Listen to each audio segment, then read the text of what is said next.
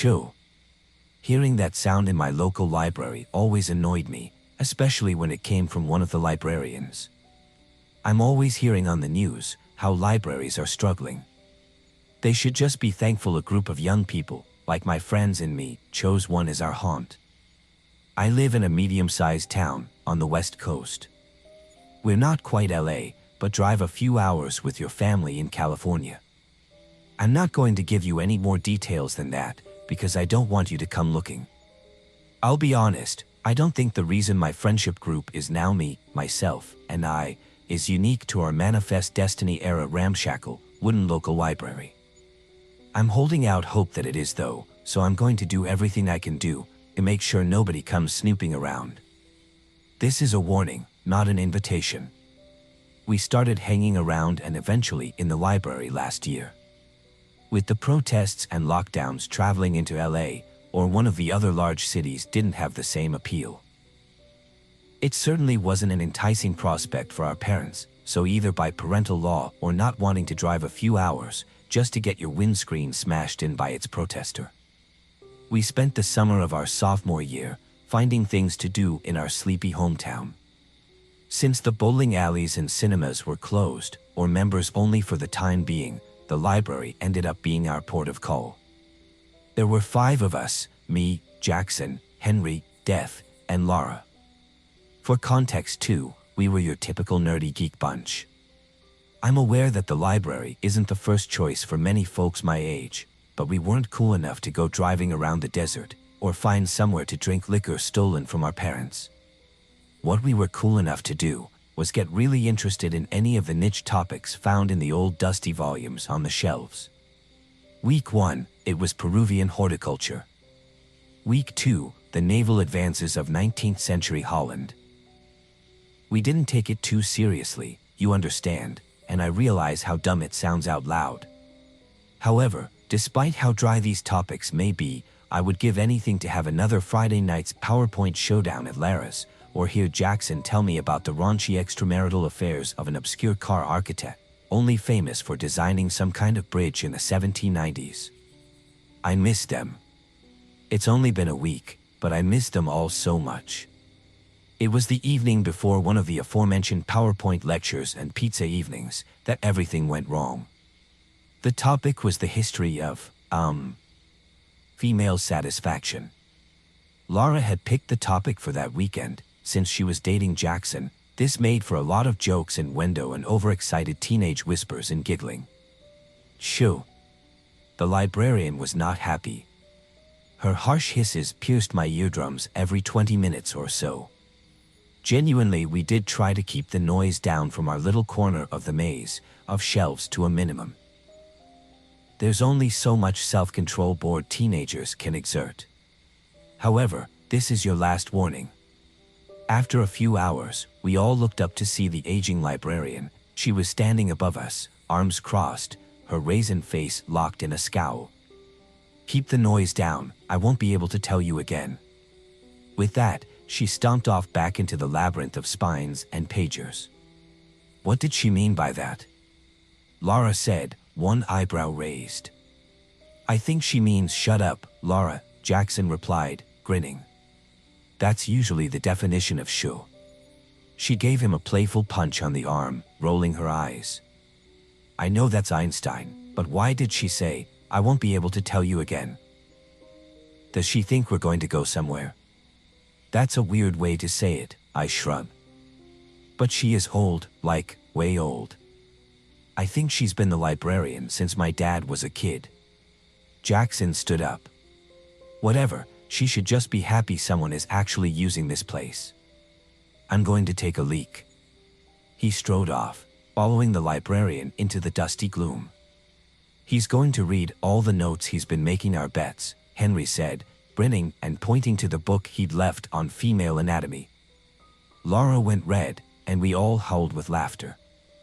It was loud, too loud. Not de. We heard Jackson's yell even above our mirth. In an instant, we stopped laughing.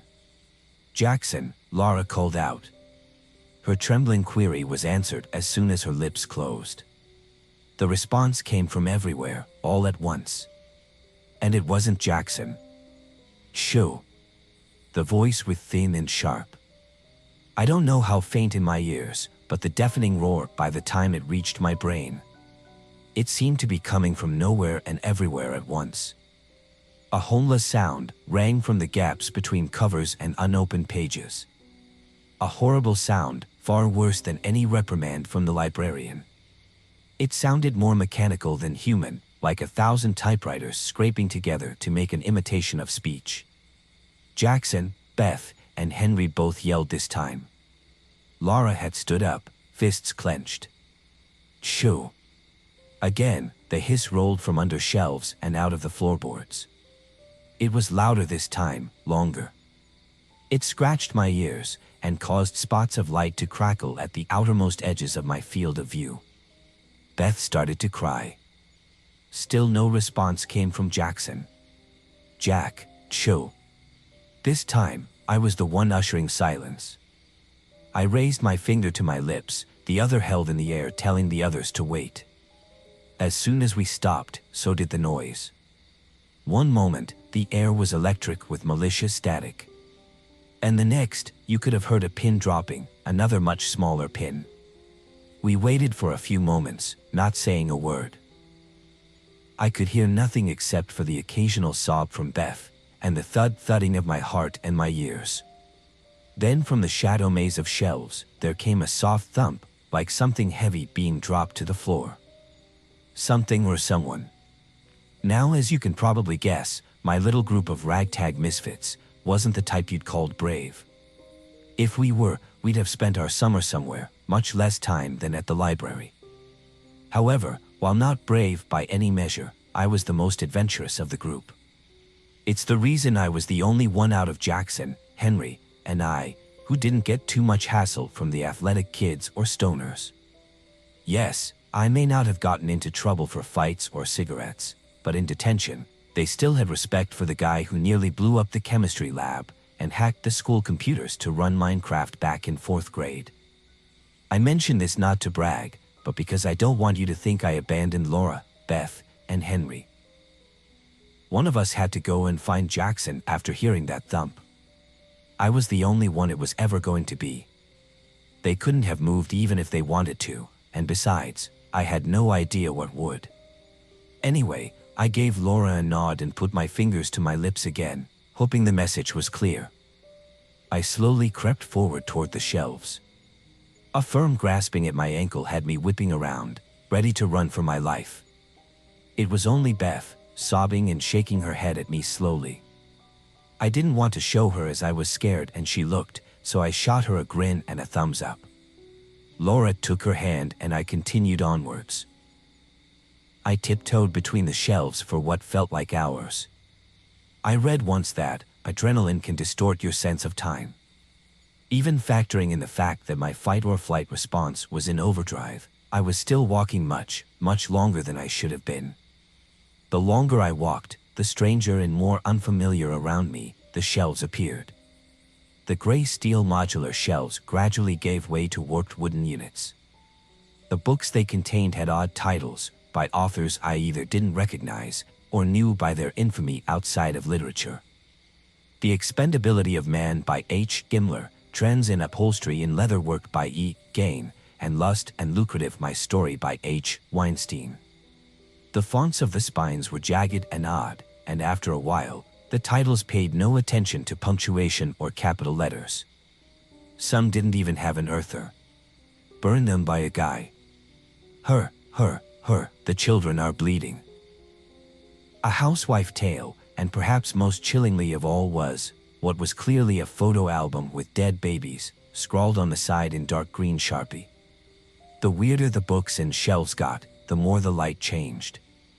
The library wasn't well lit to begin with. Heavy shutters and decades have dusted a good job of keeping the 24/6/365 West Coast sunlight out. And the strip lights overhead hadn't been replaced since the 1970s at least. Well, the lights were overhead, I should say. I looked up when I realized that the ceiling above me and the yellow flickering lights that hung from it had gone. In their place was nothing.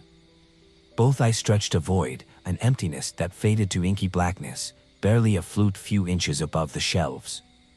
A cloud of impenetrable shadow rolled above this unfamiliar section of the library. However, I wasn't in darkness.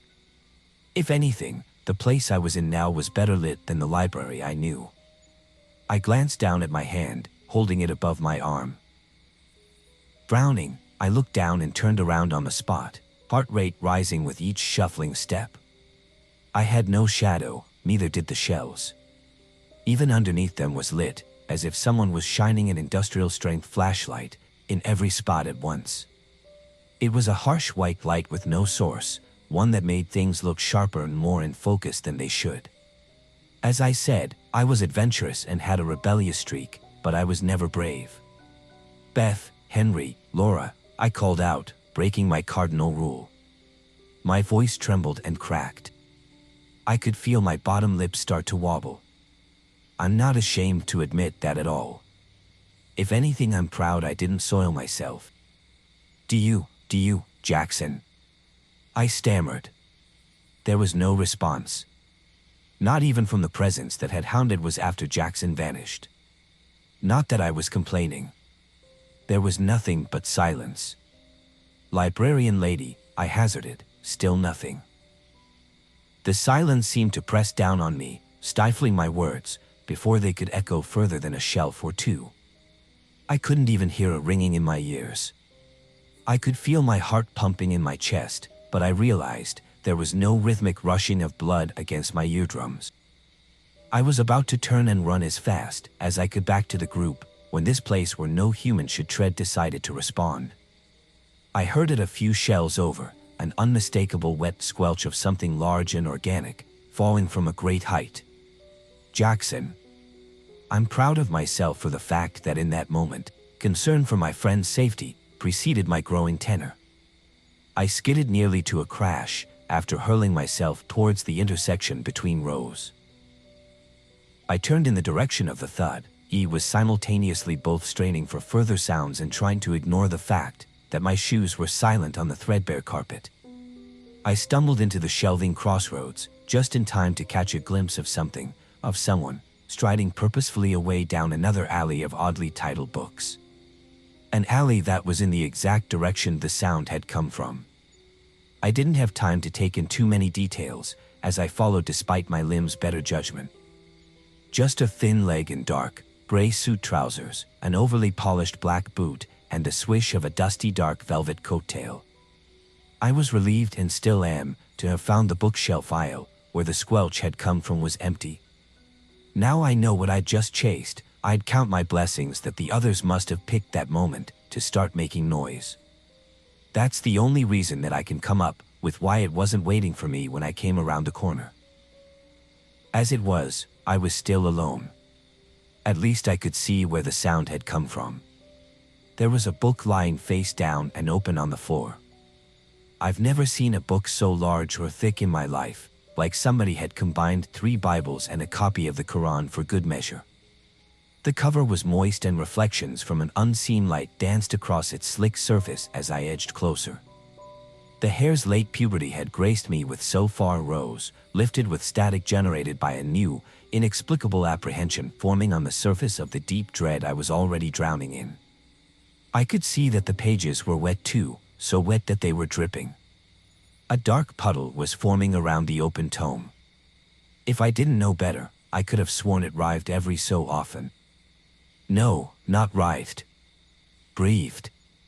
It was almost imperceptible, but at regular intervals, the spine rose and fell a fraction of an inch. I dismissed the observation at the time, but, well, let's just say the 20/20 vision hindsight brings isn't always a welcome thing. Once I was a few steps away, I could see the leather-bound volume was indeed leaking an ochre mucus from unseen pores, just enough to give it a coat of foul-smelling grease that pulled around it. I didn't have too long to inspect this, though.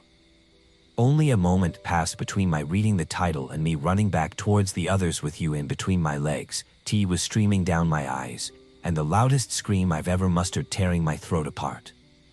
The skin-bound book was called The Sanctity of Silence by Jackson Bridger.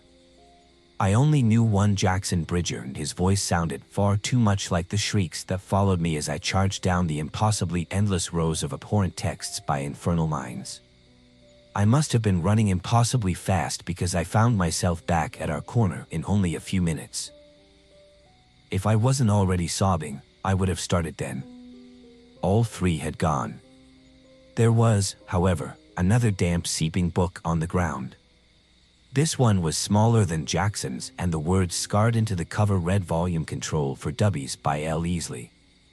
I don't need to spell it out for you unsure. I knew an L. Easley. Laura. I don't know what compelled me to bend down and open the front cover.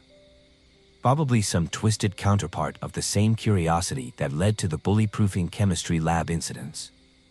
The wetness on the leather felt greasy and viscous, a substance that reminded me of both oil and phlegm. That wasn't what immediately grabbed my attention, though. The first thing I noticed was how warm the material was. I know warmth is usually calming, but at that moment it was exactly the last thing I wanted from a book whose cover's similarity to human skin I found it harder to ignore by the second. When the cover fell open and the first page was revealed itself, I nearly vomited. It was Lara's face. Well, a picture of her face, I hope at least. Her once attractive features, Jackson definitely punched upon his weight, were twisted and crushed as though she'd had her head violently forced against the photocopier. Eyes closed, nose bent, and clearly broken. Tips pressed so hard that teeth poked through the bloody wounds around her nose and chin. The picture looked so real. More real than a photograph. I don't know how to explain it, but it looked clearer and more realistic than if she'd been stood in front of me. Shaking, my shameful curiosity moved my fingertips across the image of my missing friend. What color remained in my own face drained? The page was bumpy, rough, although barely. If I wasn't touching it, I'd have had no idea it wasn't flat. It also didn't feel like paper. Paper isn't that soft, isn't that warm. Doesn't have fine hairs only detectable by the lightest touch. I nearly screamed when I lit a light tickle of an eyelash. I didn't have time to though. The picture of Laura opened its eyes. The next few moments are a blur. I must have dropped Laura. No, can't think like that. The book that looks like Laura. Because of the next thing I knew, I was in the entranceway of the library. The normal entranceway to the normal library. I was on my backside, covered in tears and urine and the ollie phlegm from that book. But I was in the real world. I was on my ass because I just bumped into the librarian. The old woman glared down at me. "Shoo," she hissed. I was about a while in protest to tell her something horrible had happened to my friends, that she needed to run when my words caught in my throat. Something dripped on my exposed ankle. Something thick, greasy, and warm. I felt my gaze slowly pulled upward to the ancient woman above me, drawn with horror to what she'd clutched between her frail arms. She was carrying 2 books. Each was bound in a thick leather cover that heaved in and out of her grasp. The faint folds and stretches around her hands wriggling and twitching too clearly to ignore.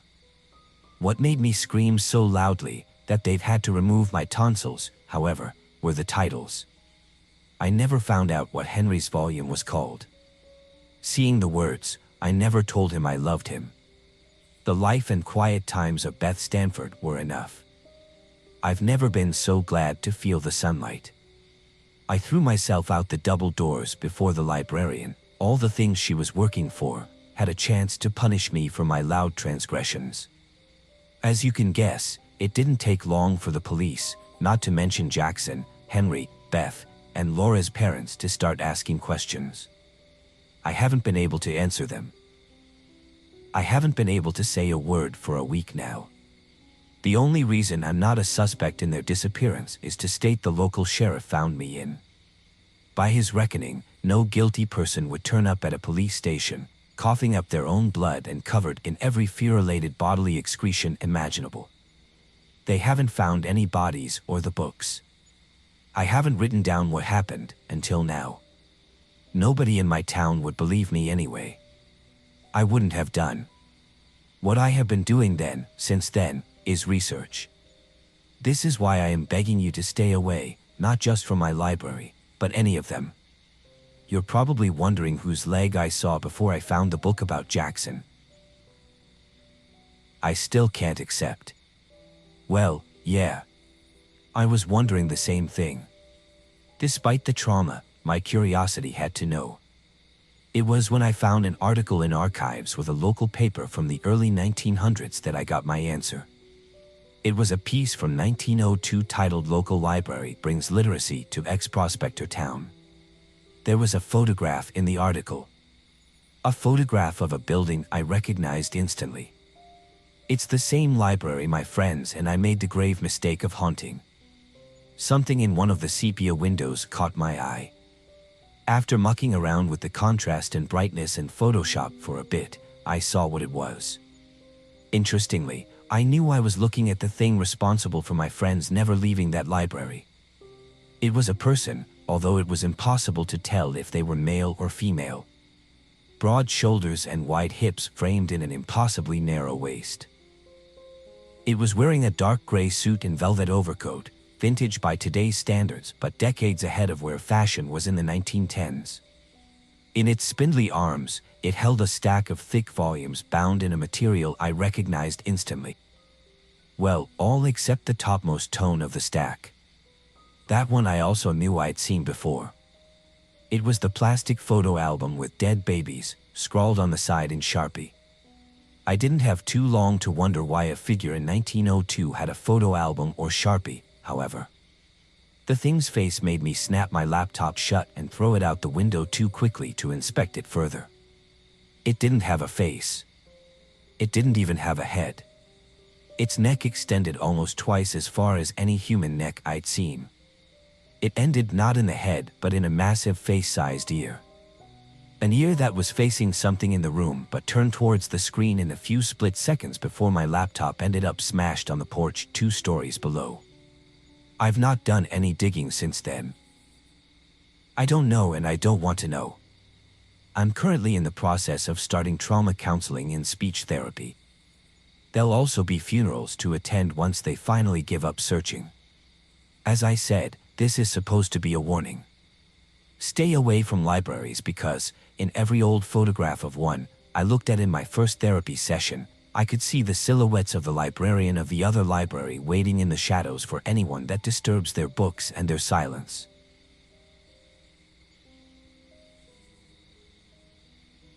I've been sitting on these stairs for hours now.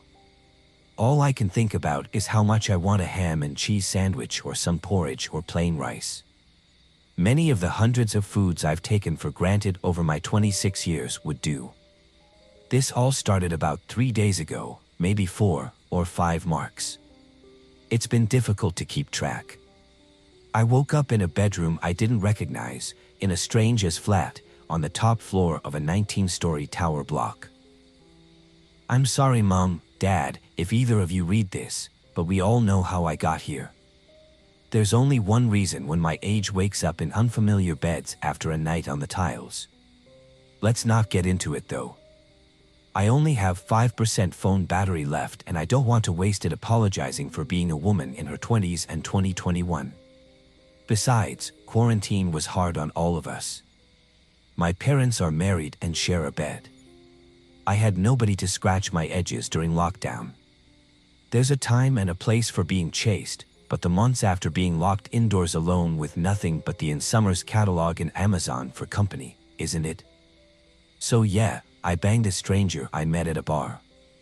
Sorry, not sorry. I didn't remember him, or the actual, that morning. I still don't. Granted, I've had bigger problems since then than a little drunk memory loss, but that's just it. I know I wasn't that far from sober. Not to put too fine a point on it, but I had no intention of spending that night in my own bed. I just remember speaking to someone in the bar. I can't even really be sure it was a man. It wouldn't be the first time I played for my own side, but I don't think that's why the face I tipped silly flooded my eyelids at. It's a swirling blur whenever I cast my mind's eye over the events leading up to where I am now. slowly dying on these damn stairs. I don't think my drink was spiked either. I did have a spiked drink once, although thankfully nothing happened.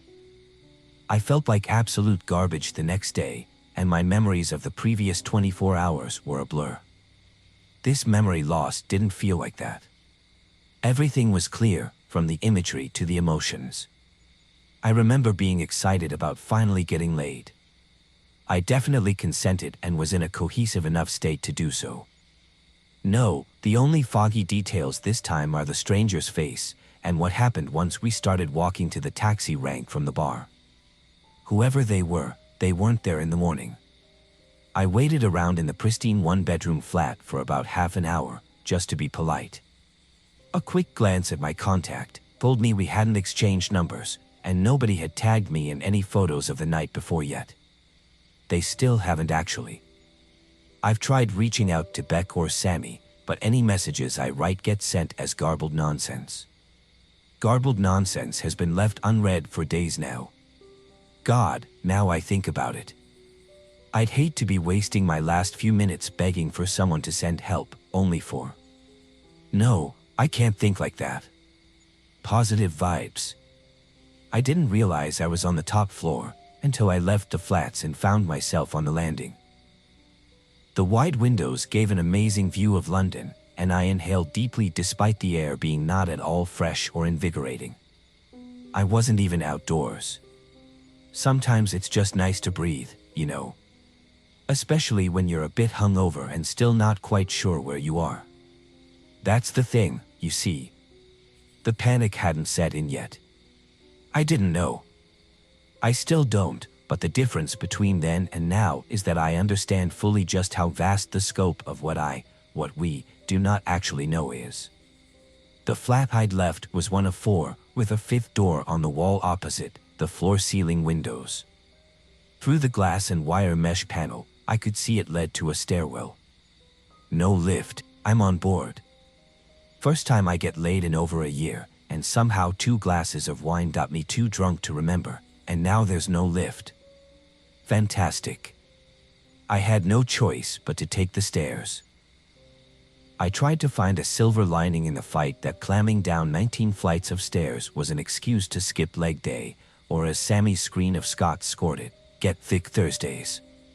I only knew it was 19 flights because of the bronze plaque hung above the door on the other side, which I noticed as I tried to close the door to the landing behind me as quietly as I could, so as not to wake the swirling faces to strangers' neighbors.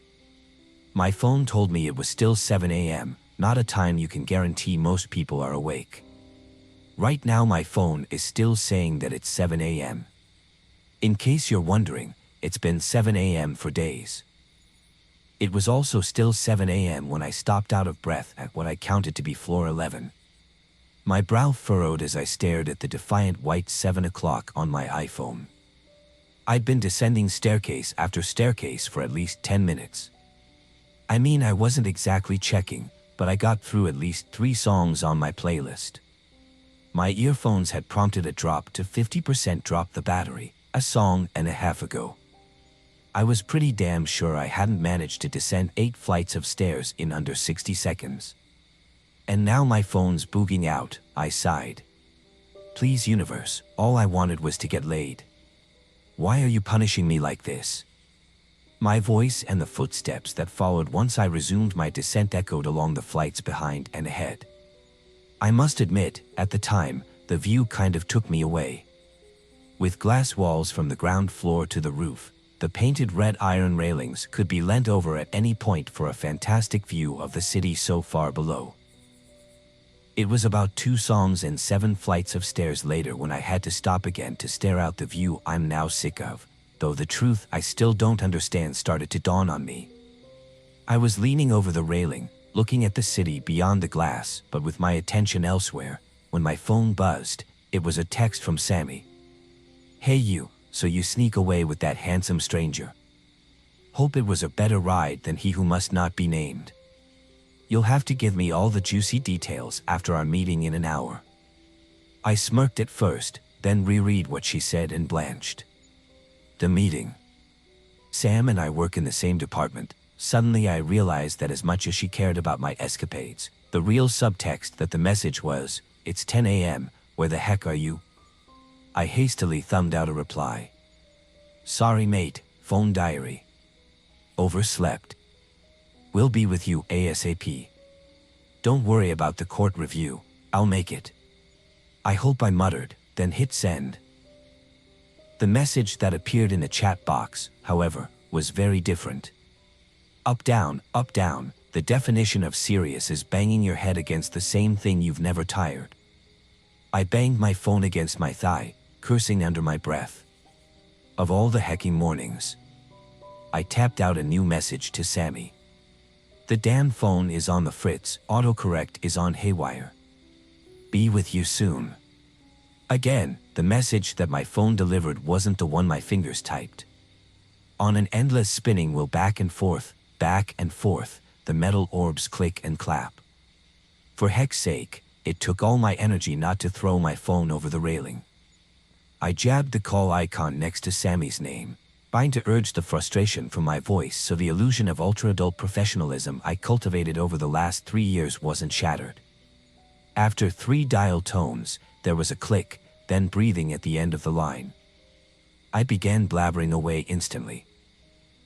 "Sammy, hey, sorry, listen, I'm on the bus but stuck in traffic because there was a flood at the tube station, but I'll be in the office in half and it's no time to play outside." I shrieked. The phone dropped to the tiles with a clatter, skittering to a halt at the foot of one of the red iron railings.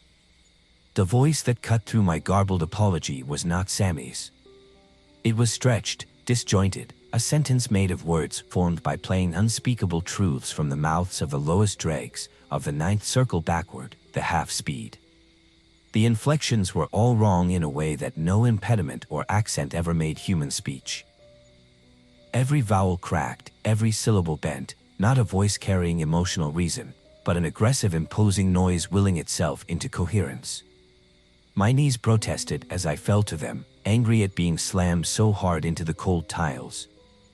I felt the warmth of my face before they hit the floor. In 6 words, the voice that answered phone Sammy's had reduced me to a blubbering, quivering mess. I didn't scared easily. I was a voluntary PCSO for a few years and I'm also pretty damn good at Krav Maga. The girl that's half raised by her 2 older brothers knows how to take what life throws at her on the chin. That voice though, my body responded to that voice before my brain registered, not having the vocabulary to comprehend the messages my ears were sending. That voice was wrong. I don't have another word for it. It was not something that should be, and some dormant instinct in me knew that. Through all the descendants of the cavemen, that didn't stop to think before they ran away from the monsters after all, Lord knows why I picked the phone back up. Another instinct, I guess. I wanted help, comfort, safety. Where had I found that during the quarantine? Through a foam screen. Tears were still flowing freely as I shakily turned the phone over. My stomach tightened, lip trembling, choked breaths catching in my throat. The screen had cracked, but the call had ended. The only communication was a message from Sammy. "Babe, I can see you read the messages. And getting those 3 dots, but nothing has come through. Just try giving you a call. Ring me when you can, yeah. Worried about you now, hun." The word salad I thought my phone had sent wasn't going through. That was a relief at least. Enough of one to bring me enough to control, to sniff and begin the process of getting my sobbing under control. At this point, I was still clinging on with dear life to the phone glitch explanation. Even before I lay on my back and stared at the ceiling though, I think some part of me knew just how bored my situation really was, even then. I rolled over onto my back, trying to slow my breathing and confirm myself. Big deep breaths. I repeated the mantra over and over, trying to put as much mental and emotional distance as possible between the present moment and that voice. Now, for all my qualities, I'm not what you'd call observant. That's why it took about 4 dozen mantra recitals and a lot of stop-start, shallow, shoving fit for me to notice the glaring incongruence between my recollection of the last hour and my present surroundings. The brass plaque above the door on this floor contained 2 digits. 19, that can't be right. I'd been descending stairs for close to an hour. By my count, I should have only been 5 flights from the ground floor lobby.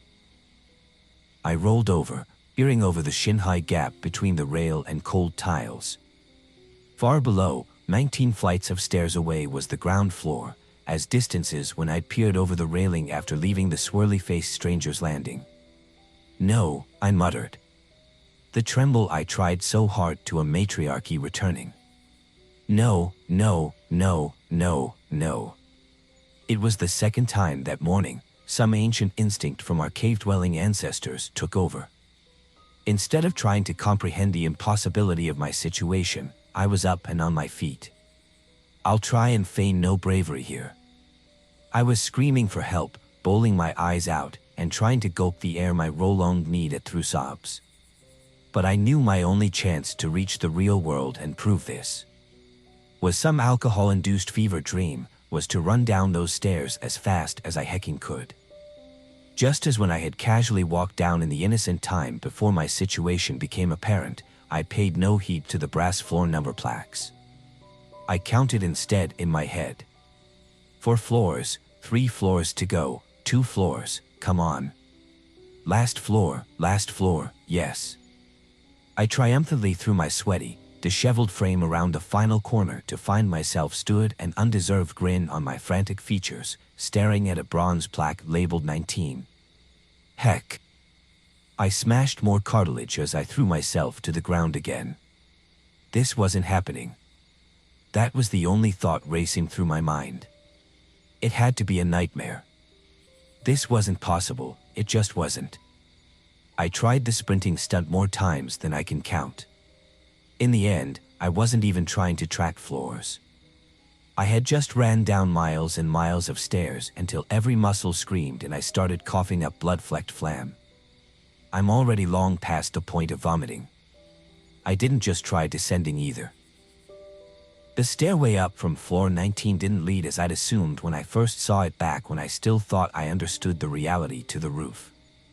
Every single one of the 37 times I tried to climb the stairs to the level above floor 19, it led to the same place. For floor 19. In case you're wondering, yes, I did try watching the city to save the perspective changed or the ground below got closer as I descended. They never did. Much like the slight glimpse of the street's level lobby, the position of the ground and city would shift and reset after every flight, even as I was watching it. It's almost like when your eyes refocus enough for the magic I picture to return to normal. After several hours of trying almost uninterrupted cardio, I had to turn my phone off. Whilst the clock and sunlight outdoors hadn't moved, my battery level had.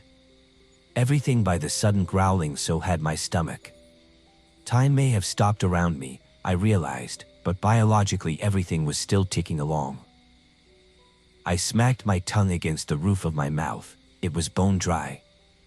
Food wasn't the only essential I was becoming increasingly aware of my lack of access to. There was nothing for it. I was going to have to try one of the flats. You're wondering why I hadn't already, I know, and I wish I had a better explanation than blind panic. I was long past the point of thinking coherently. The only decision I'd been capable of making until hunger and thirst became a reality was run away from floor 19. The idea of knocking on the door of one of the flats for help had occurred to me, but the same instincts which threw the phone from my hand when I heard that voice kept keeping me away from leaving the stairwell and heading back into floor 19 landing. That is, it had kept me away until the realization dawned that starvation was, for the first time in my comfortable British life, a serious concern. It had already been at least 18 hours since I'd eaten or drank anything. Maybe more, and the sudden wrench in my belly confirmed this. Shaking, I turned to the landing door, peering at the sunlit space and 4 red doors beyond the glass and wire mesh. I pushed the door open and stepped through. I found myself stood on the floor 19 stairwell, facing the ground-to-roof window view of the dawnlit city. This isn't happening. What few shreds of composure remained left me. I howled, curling up into a ball and kicking the floor like a toddler throwing a tantrum. Existential terror pulled by a child forward when it became clear that no inferior adult's rationale, reason, or logic could help me. Daddy, I'm wild. Daddy, Mummy, Daddy, please help. Please help, Daddy, I'm trapped. Please, Daddy.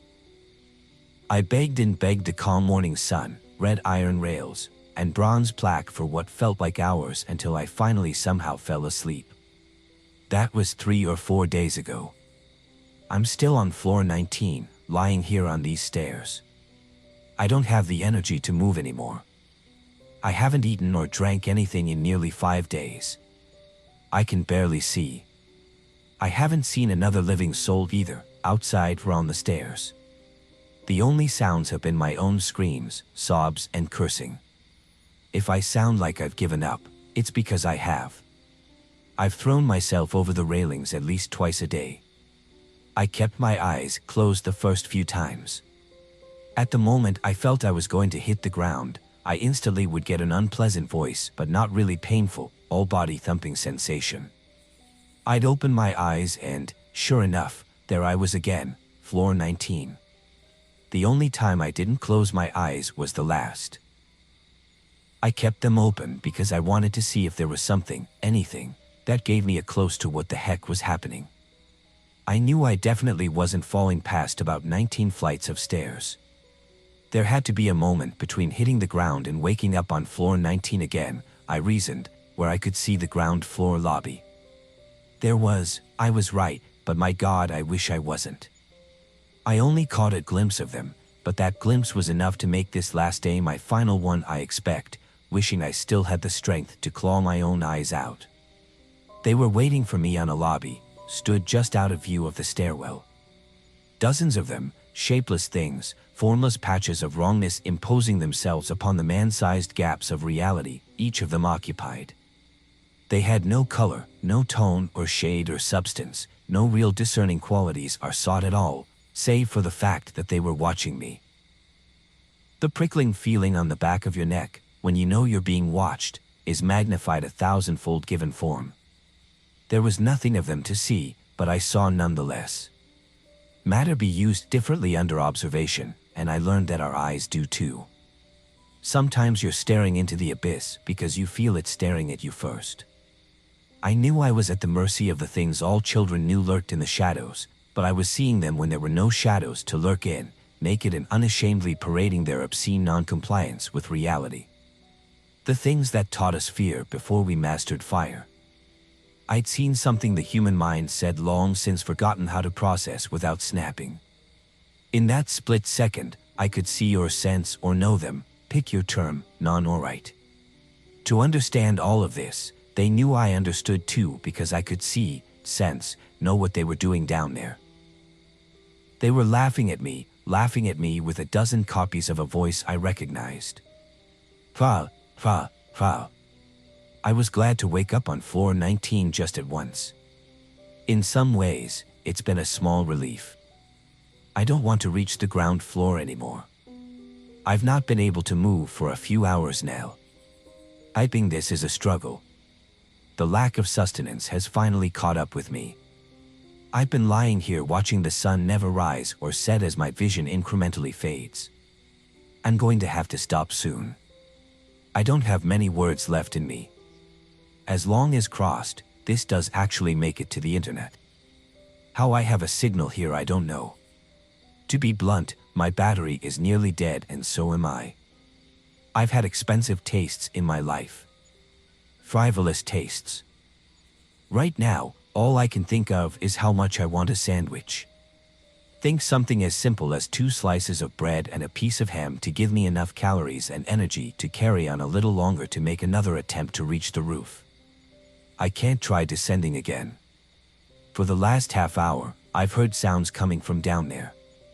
Echoes of dozens of non-feet ascending cold stone tiles and the blood-thinning titter have disjointed back with laughter drawing closer and closer.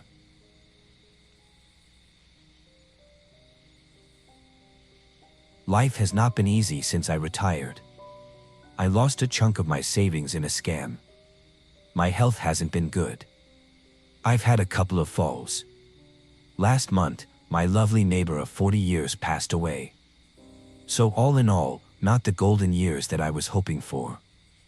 There were a couple of saving graces. My back garden is small, just a few yards wide and long, surrounded by a wooden fence, and a little taller than I am. I have a neatly trimmed lawn with flower beds at the side and rows of vegetables. I spend time every day tending it. It gets the light in the evening, and before I retired, I used to come straight out to the garden when I got home from work and just stood looking at it, and everything felt better. I've devoted a lot more love and care to it, with the time being retired presented to me. When it went dark to keep working on it, I would go inside and start sketching designs for new ideas I had. A water feature had long been an ambition of mine. The other great pleasure for me was cooking. I could spend hours making what was a very simple meal. I liked to start by thoroughly cleaning the preparation area and laying out the utensils and ingredients I needed. I always tried to add a little something extra, something that would make a dish unique, special. Sometimes this didn't work, and I've eaten quite a few odd-tasting meals. The pleasure was in the doing, though. One early success I had in the kitchen was a barbecue sauce. My addition gave it a slow-releasing kick that was an absolute delight. The most basic beef patty was a gourmet delight with a few dabs of my special sauce. I tried to make it even better a few times, but failed. Since then, I've returned to the sauce, like an old friend from time to time, and follow exactly the same recipe. A few days ago, I was out in my garden. The lights were beginning to fade, bathing everything in a wonderful glow. It was peaceful. The only sound was a train passing on the tracks nearby. I had been feeling down all day, and a little hope was beginning to creep back in. It was then I heard the shrieking laugh. It came from next door's back garden. I stood stock still. Everything was quiet again. It's fine, I told myself. Pounding music filled the air. There was a yee-haw. It sounded like new people had moved in next door. I tried to reassure myself they were just having a moving-in party. I went indoors, and even though it was only 8 o'clock, I went to bed. I didn't sleep at all that night. The music and the shouting went on until 5 a.m. By the time it finally quietened down, I was too wound up to try and sleep. So I got dressed and went into my garden, hoping this would soothe me. My heart sank. There was a beer can in the middle of my lawn. It was empty, brushed. I was upset and angry. I walked over to the can. I was going to take it round to the neighbor's house, knock on their door, and tell them this wasn't acceptable. Then I saw something, which upset me more. Close to the can was a mound of earth. Most likely made by a mole, though it was bigger, and had caused more damage than anything I'd seen before. Call me an old fool, and maybe I am. But I felt like crying as I flattened out the mound and picked up the can. I no longer felt strong enough to confront the new neighbors. I went back inside and must have fallen asleep on the sofa in the front room. The next thing I knew was the sound of music booming from next door and their yelping voices. I retrieved the crushed beer can from the kitchen table and walked around to their front door. It was open and I could see boots, unopened mail, and a baseball bat on the whole floor. I pressed the buzzer anyway. Had to do this half a dozen times before anyone answered. It was a woman. She could have been anywhere between 30 and 50. There was a faded tattoo of a flower on her wrist. One false eyelash had become detached at the side. She wore a khaki vest and shorts down, which were dark stains. From drink, judging by the way she threw the long glass of what smelled like bourbon in her hand around and spilled it everywhere. She said, "Hiya, stranger." I swallowed, coughed. "I live next door and I have a complaint to make against you." I held up the beer can. "Exhibit A," well, she explained. Then she turned and sheltered. "Honey, you want to get yourself out here? We got someone hassling us." "I'm not hassling anyone." I merely began. I was stopped in my tracks by the man that lumbered into view. His guts hung over his belt, and he had bigger breasts than the woman he now stood behind. He held a chicken leg in one hand, and orange sauce was smeared across his face. There was more sauce on his fingers, even some in his hair. What? Word came out really slow. The connection between his brain and his mouth mustn't have been the quickest. Is your problem? My problem is having litter thrown onto my property, and music being blasted out into the small hours of the morning. Now I'm a reasonable man, but the door was closed in my face. I heard laughter inside, and then the music went up and up and up. Back in my house, the walls were shaking. I tried calling 911, but we only have one small sheriff's office here, and I ended up being diverted to voicemail. I didn't have the strength to leave a message, so I hung up. The relentless music seemed to have moved on to a dirge about a pair of old blue jeans. I put my head in my hands and wept. After a while, I sat up and wiped my nose. I had to do something or else I would have some kind of breakdown. Although I had no appetite, I decided to make my special barbecue sauce. At the very least, I would be keeping my hands and my mind busy. I laid everything else in preparation. Next door, an ear-splitting voice was singing about being a fast car or a slow lane to a background of thrashing guitar chords. Soon the sauce was bubbling nicely. I looked into it trying to find a calm place. I took a little taste, swore. Stress had made me get the balance of the ingredients wrong. The sauce was ruined. The mood I was in, I wanted rid of it immediately. I turned on the faucet and washed it down the kitchen sink. The water was too fast though, and sore splashed back over me. I cursed some more and dabbed up my shirts with kitchen towels. That done, I bunched up the towels and took them to the trash canal back. Heading there, I noticed 3 new mounds of earth.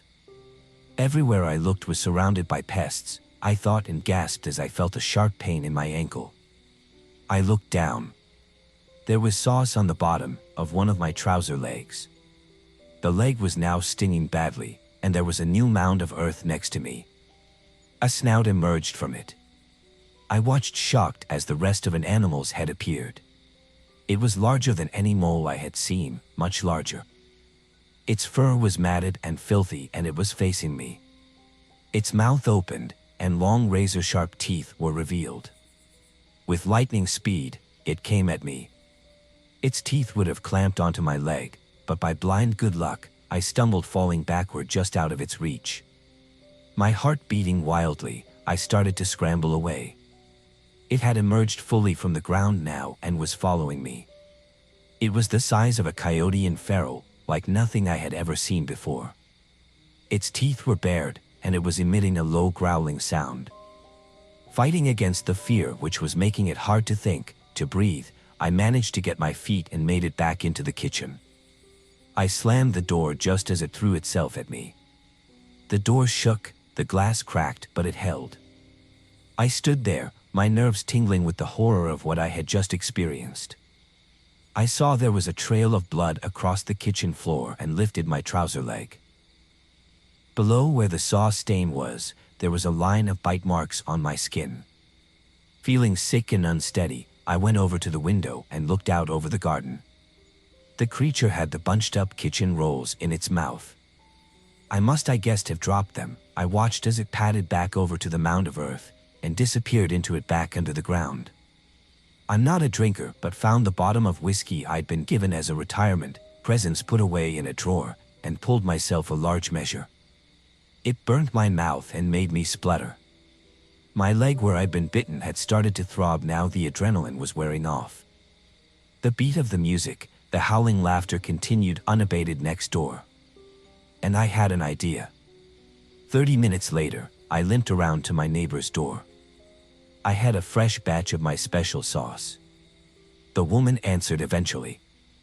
She had blueberry jam on one of her chins. "Hi," I said, "I feel we got off on the wrong foot, so I've brought a housewarming present for you." I held up the plastic container of the sauce. "Just dip your burgers or your ribs or wings in these, and you won't be disappointed. I promise. She took the container, sniffed it, then put a finger into the sauce, lifted it to her mouth, and licked. She said, "This is good." She turned away from me, hollered, "Honey, are you eating mussels, Brian? Because I sure got a treat for you." So she left me standing there. Through the open door, I could see her stepping out into the back garden. I could see the man's feet. He was sitting on a deck chair. I returned home. It was minutes later that I heard the first shocked voice call out. The yelling, the screaming. Then there was only the music. Someone was crooning about the love of a horse. I gave it 30 minutes and went back. I knocked on the door. "Hi," I called out. "I hope you enjoyed the sauce. I've just come to get the container back.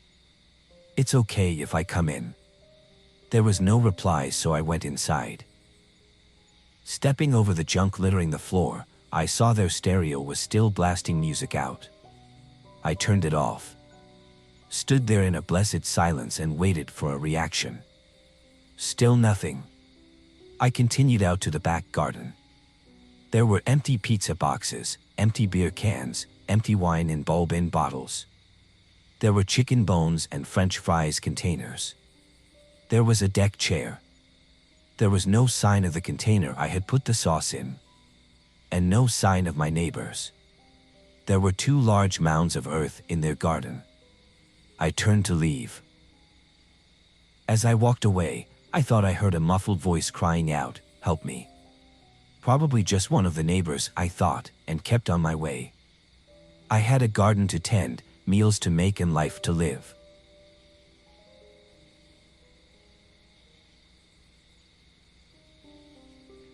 Screams fill the night. The sounds of doors being slammed. Glass bottles being smashed rise through the building. Someone is weeping. Someone starts to sing. I crouch in the darkness, the last living person in this town. The song is about the sea, about a lost love, and will they ever come back to me? I listen and wait for the low tide and remember. We wanted to have children and raise them far from the city in a place where they would be surrounded by nature. As we drove, I kept glancing at my wife. She would smile and say, "Eyes on the road." I can't put into words how much I loved her. When we curled up in bed at night, dawn was never far enough away. I glanced at her, eyes on the road. After a journey of almost a week, the final leg of which was an alarmingly narrow and winding road. We arrived on a brisk, clear, early autumn day. The town revealed itself as we turned a corner. It was beautiful. Its buildings huddled together on the edge of the sea. The water that day was still and seemed to reach out forever, and I knew we had found our home. We soon reached the small hotel on the southern edge of the town. It was 3 stories, which made it the closest thing to a skyscraper around here. We parked up, climbed out, and stretched aching limbs. I looked up at the peeling paints on the window frames, at a bird's tail, which was all I could see of what appeared to be the non-paying guests in the guttering, and said to the hotel, "Nice to meet you." My wife rested her head on my shoulder and asked, "Are you nervous?" I put my arm around her and said, "Not in the slightest." Which wasn't true, but she knew that anyway. We had discussed the challenge we were taking on in detail. We had both spent our entire careers working in hospitality. Managing a hotel, though, even one as small as this, was new. We had scrutinized the details online, gone over the figures again and again, and finally decided to go for it. I had no regrets as I retrieved the keys from the mailbox, where the real 2 told us they would be. I was trying to work out which one was for the front door when my wife said, "Hey." I looked up. She was standing in the vestibule. The door had been unlocked all along. "Welcome to the back of beyond," she said, with a cheeky grin, and disappeared inside. We planned on spending a good deal of time first cleaning the hotel from top to bottom. We had taken a calculated gamble by moving in during the closed season.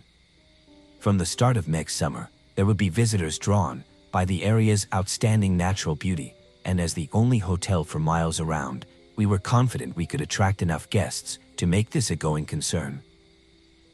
First though, this building needed some TLC, and this was a perfect time for getting the place exactly how we wanted it. My wife had also created a new website. It was still at a basic stage, but again, given time, it would become an invaluable way to market ourselves. Even though a major hitch had presented itself, one we really should have thought of. Because of the remote location, the internet connection and mobile signal were patchy at best. Non-existent the rest of the time. It was a challenge, no doubt one of many we would face, we figure. As time drifted in the slow rhythm of out-of-the-way places, we concentrated on making the hotel as cozy as possible. We soon met all of our neighbors, which in a place this small meant everyone in the entire town. They were friendly but reserved. Most are older than ourselves. One couple near our age had a young family, and I noticed the catch in my wife's voice when she spoke to their parents as the children looked on. We had agreed to wait for at least 12 months until the business was on its feet before we would try to have our first child. I could tell she didn't want to leave it that long. Neither did I, to be honest. I did have concerns about bringing children into this troubled world. There were so many challenges and threats, some painfully clear, some more nebulous. Back when I was researching the area, I ended up going off on a tangent and finding myself on a website that showed how rising sea levels could affect the coastlines. I zoomed in on the town and found that it was predicted to be underwater in 70 years. That bothered the hell out of me, but I still believed that people would open their eyes, and we could avert this. For now, I could have found myself with the thought that out there we were in a peaceful, sheltered place. We had gotten into the habit of walking along the pebble beach next to the town early in the morning. This we had discovered was low tide, and when the beach was at its widest. Later in the day, it would disappear altogether as high tide brought with it waves which at times crashed onto the edge of the town's main streets. The weather had been remarkably mild up till recently, but now it's a turn. The first, earlier than usual snowfall had closed to the only road into town, and as we walked hand in hand across the beach, a wind edged with a bitter cold mist swirled around us. We had set off later than usual as we had tried again and again to get online without success, and the water was uncomfortably close to our feet. I was about to suggest calling it a day and retreating to the warmth of the hotel when a wave rose out of nowhere and crashed over our heads. It was so sudden neither of us had seen it coming, and we stood there gasping, looking at each other in disbelief, gasping and dripping. My wife burst out laughing. "What the hell?" she said. I spat out traces of the seawater that I had accidentally swallowed. "Insane," I replied and shook my head. Then I spotted something in her hair. I reached over and gently removed it. "What is it?" she asked. "A little stone," I said. "It must have been thrown up by the water." I turned to the thing I had retrieved around in my fingers. It was small and dirty white. Felt, I realized, different from a stone. But what was it? My wife exhaled, suddenly lifted her foot. She was staring at the beach. Lying among the pebbles right next to where she stood was a jawbone. It looked human, and now I could see them everywhere among the pebbles where the wave had fallen, lay dozens of bones. I still held the thing I had taken from my wife's hair, the bone. "Damn," I said. My wife looked as though she was going to be sick. "Come on," I said, "let's go home." As soon as we were back, while my wife went to have a shower, I turned to the heating up and headed for the bar. In our plans, this was going to be a good income stream for us. A place not only for hotel residents and other visitors to enjoy a drink, but also somewhere for locals to gather. We weren't sure how keen the other townsfolk would be. We got the feeling many were abstainers. Still, we could offer coffee and lemonade and a warm welcome. I put a pot of coffee on and poured myself a stiff drink. About 30 minutes later, my wife reappeared.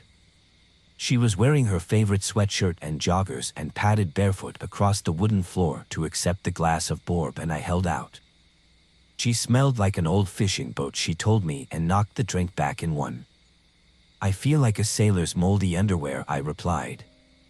She wrinkled her nose and then held her glass for a refill. The next day she was very subdued. We were tiling an ensuite bathroom in one of the larger rooms and she didn't say a word. I decided not to press her. I left it until we were tidying up at the end of the day to say, I am here for you always, you know that. She didn't reply, so I went to tidying myself up with a hot shower. Afterward, I headed down to the bar. I had never been a heavy or even a regular drinker, but I needed a drink to take the edge off. I couldn't get the sight of the bones out of my mind.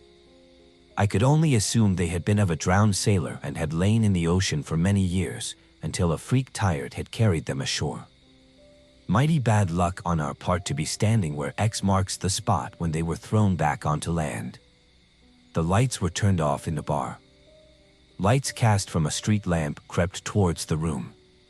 My wife was sitting on the floor, her knees pulled up to her chest. She was crying. I knelt next to her. Only what's wrong? I asked. She looked up at me. Everything. Any chance we could narrow it down? I smiled when I said this, trying to ease her from the dark place she seemed to be in. She shook her head, wiped her hand across her face. Everything, she repeated. I miss my parents, I miss my friends. I miss being able to go out and get a coffee and go to the gym. I miss catching a movie at the cinema or getting a takeaway. I didn't know what to say. I hadn't seen this coming. I thought she was happy out here. Like I was. I love you, I said, not knowing what else to say. And I'm sorry. What can we do to change the way we feel? She didn't hesitate. Leave here. She looked me in the eye and I looked away. I didn't mean to. It was just for a moment and then I met her gaze. It was too late. In that briefest of moments, the distance between us had been revealed. I can't believe you ought to give up on our dream, I told her. There was anger in my voice. I couldn't help it. After our conversation, she went to sleep in one of the guest bedrooms that was nearer to completion. I stayed in the bar and drank, and I was pretty far gone when I heard a door slam. Aside from the wind and the rain, the nights at temples of silence. Something was wrong. Nothing in the hotel I could see, so I went outside. So I figured walking away. It was my wife. I followed. She reached the beach. The tide was coming in fast at the time of night and the waves were only feet away from her as they crashed into the pebbles. What are you doing? I called out. Come home, please. She didn't turn around when she replied, I need some space. Leave me alone. These were the last words she ever said to me. A wave broke almost at her feet, then another. She tried to back away but slipped and fell. The water was on her before I could even move. I ran to the water, but when I reached where she had been, there was no sign of her. She had been taken by the waves. I stood there shouting her name. Waking townsfolk who emerged from their houses and came down to find me standing in the water. I remember being pulled away and trying to resist. I remember someone putting a blanket around my shoulders. I remember weeping. I was told no one could get through to the Coast Guard. In the morning I tried to phone her parents, but there was still no signal. I waved away all offers of company and help and locked myself in the hotel. I retreated to the bar. I had enough bowlman for now, and after that, I didn't know. Couldn't think. Days, nights, passed. They were all the same to me. I was sleeping off another hangover when I was woken by the sound of someone shouting right outside the window. Hurry. She's over there, a second voice. A third. Someone get him. A banging noise on the front door finally roused me off the seats in which I had sprawled. The man who had knocked was wide-eyed with awe when I opened the door. It's your wife, he said. She's on the beach. I pushed past him, sprinted down the street towards the sea. A man and a woman were leaning over what looked like a pile of clothes that had been washed up onto the beach. As I came closer, I saw a tangle of dark hair, a face, movement. It was my wife. She was alive. Somehow. I called out, started to sob. The man and woman began to move away. Why? I thought they needed to stay with her. She needs help. Then they glanced around at me, and I saw the confusion in their eyes. The fear. My wife looked up. Her flesh was gray and bloated.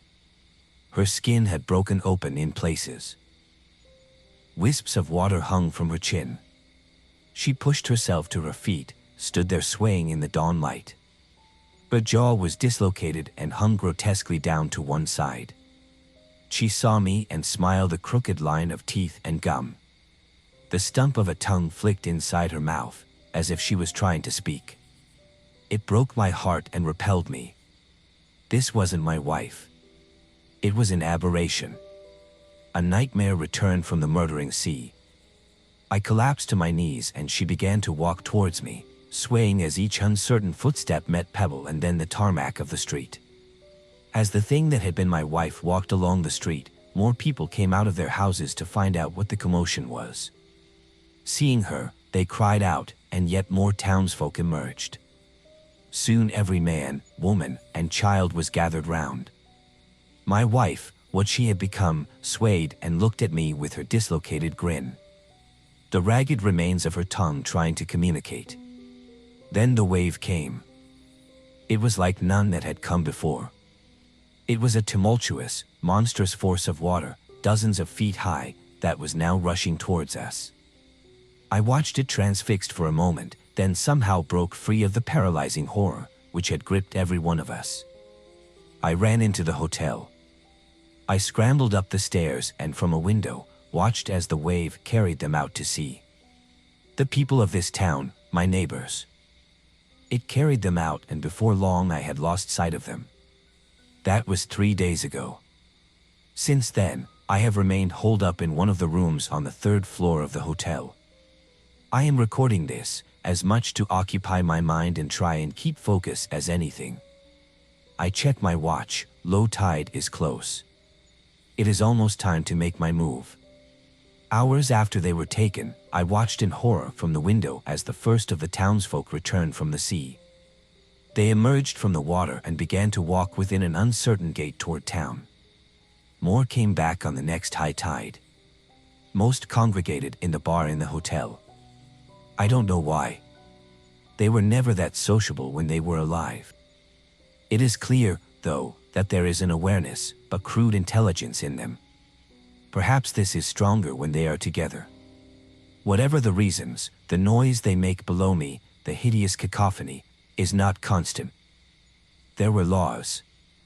I have worked out that these coincide with low tide. I listen. It is silent.